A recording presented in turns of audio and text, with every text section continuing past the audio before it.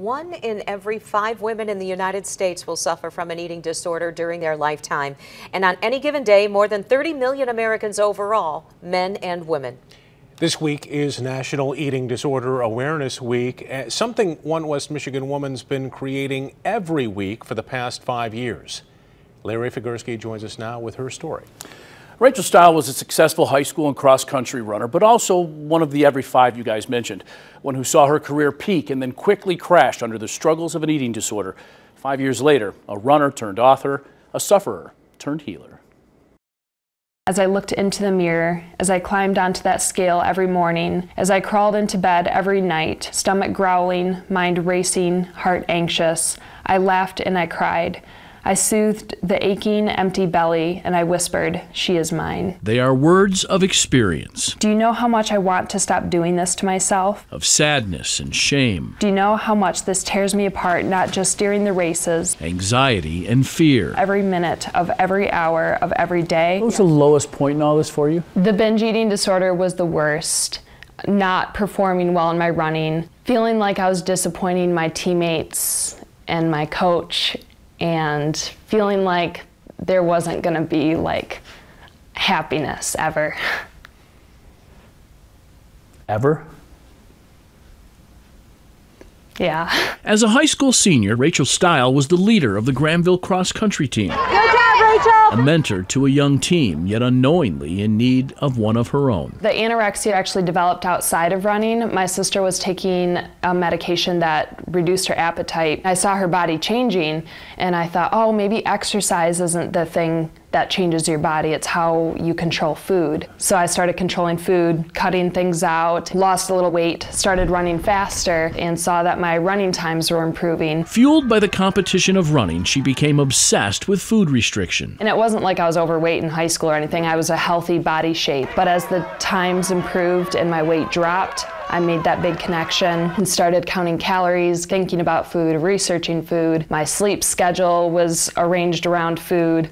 I had no flexibility. I started isolating myself from my friends and my teammates, all in the pursuit of, losing weight and running faster. And as a freshman at Aquinas College, she did, helping to lead the Saints to the NAIA Nationals, where she finished 6th overall. I know a lot of people saw my drastic improvement, and I was really happy with that, but I knew that the obsession was ruining my life too. I just didn't know who to tell or if it was really bad enough to get help. Suddenly, Rachel found herself running in silence. I wasn't talking to anyone about what was going on, and that silence is what kept me hiding it for years and what made me so anxious and fearful and ashamed. As her weight plunged and muscles weakened, Rachel's body began to break down. A series of strains and pulls, a severely fractured kneecap, and in between a complete 180 into binge eating. It's very common because if you're restricting food for so long, your body is going to fight back to get the calories it needs. Your body overrides your mind, and the cravings and intensity of wanting that food is overwhelming.